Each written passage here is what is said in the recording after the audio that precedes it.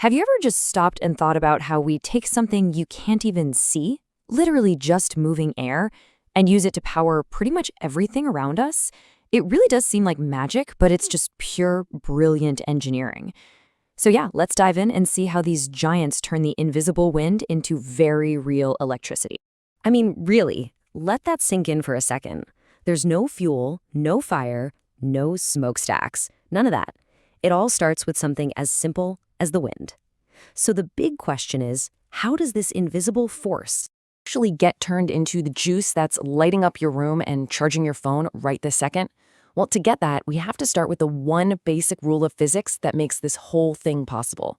Okay, so before we can understand how these giants work, we first have to get our heads around this core idea, this fundamental bit of science about the energy that's just all around us, all the time, just waiting.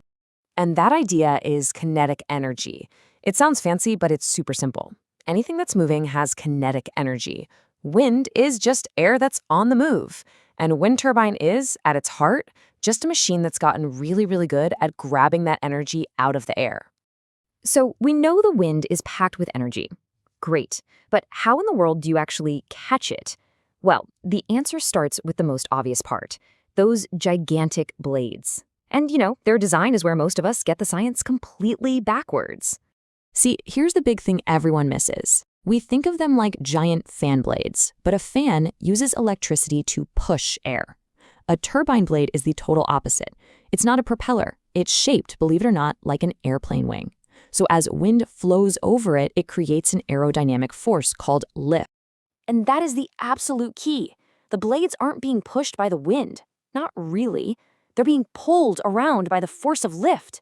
They are, for all intents and purposes, flying in a circle. How cool is that? Okay, so the wind is creating lift, the lift is turning the blades, and now we have motion. So, now what? Let's follow that spinning motion down from the blades and into the heart of the machine to see how that spin becomes actual power. The whole thing is basically a four-step chain reaction. You've got the wind creating lift. That lift turns the blades and the rotor they're attached to. Then a gearbox takes that slow spin and makes it super fast. And finally, that speed drives a generator. Let's dig into that a little more. Now, here's something that might surprise you.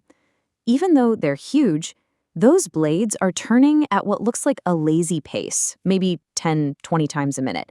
That's a ton of force, but it's nowhere near fast enough to generate electricity. So we've got a problem. How do you fix it?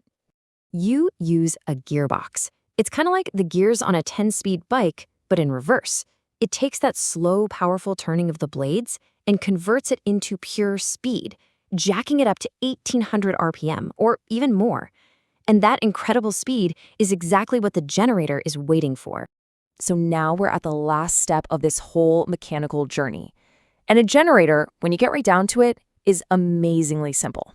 It really just comes down to two things: a bunch of really strong magnets and a whole lot of coiled up copper wire.